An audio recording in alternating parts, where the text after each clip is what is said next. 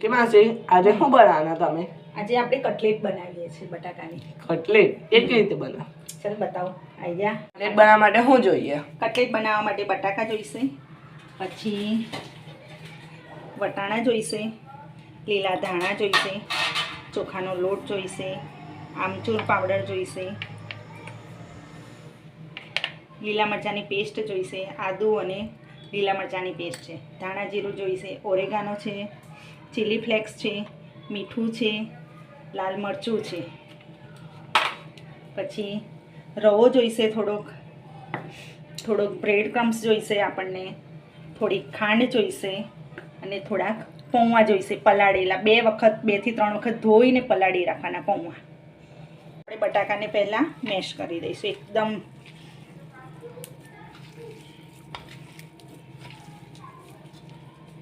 જો બટાકા મસ્ત ક્રશ થઈ ગયા છે. હવે એની અંદર આપણે વટાણા હતા થોડાક મીઠું નાખીને બાફીને તૈયાર રાખ્યા હતા અને પૂરા કરી દીધા હતા, એ વટાણા નાખીશું આપણે.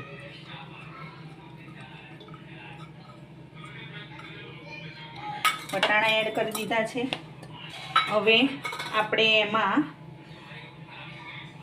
પૌવા પલાળી રાખેલા હતા, થોડાક પૌવા એડ કરીશું જોઈતા પ્રમાણમાં અને બધું બરાબર મિક્સ કરી દઈશું.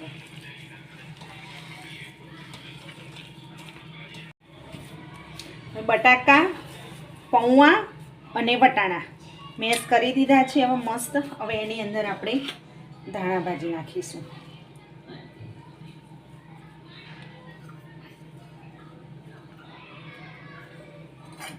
હવે બધો મસાલો આપણે કરી દઈશું બરાબર.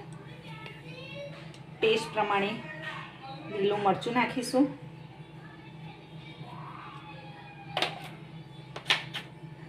ધાણા જીરું પાવડર નાખીશું,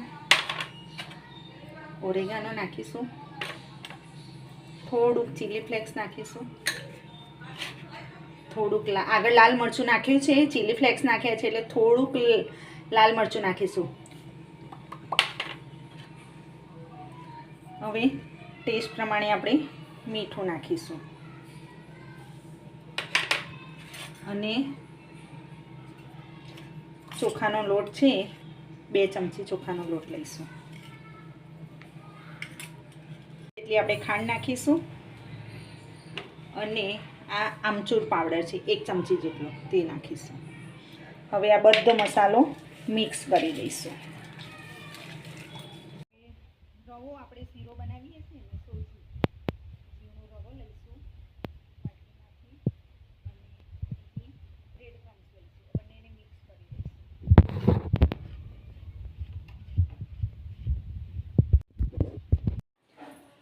ચલો અહીં લેવાનું છે.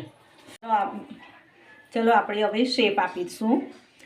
હવે અત્યારે બહાર મેરેજમાં મળે એ રીતે તો આપણે કટલેટ બનાવવા માટે મારી પાસે બીબા હાજરમાં નથી, પણ હવે હું રાઉન્ડ કરીને આ રીતે કટ કરીને હાર્ટનો શેપ આપીશ.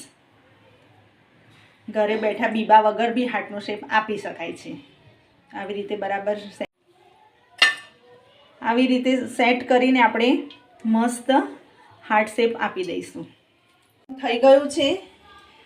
હવે હું આ કટલેટને પહેલાં પાણીમાં આપણે ચોખાના પાણીમાં આપણે ડીપ કરી દઈશું. પહેલાં તો એને ચોખાની સ્લરીમાં આપણે મસ્ત ડીપ કરી દઈશું. પછી બ્રેડ ક્રમ્સ અને રવો એ હતો ને એને મિક્સ કર્યું હતું. હવે એમાં આપણે કટલેટને રગડોળી દઈશું. પછી હવે આપણે એને ધીરેથી તેલમાં તળવા મૂકી દઈશું.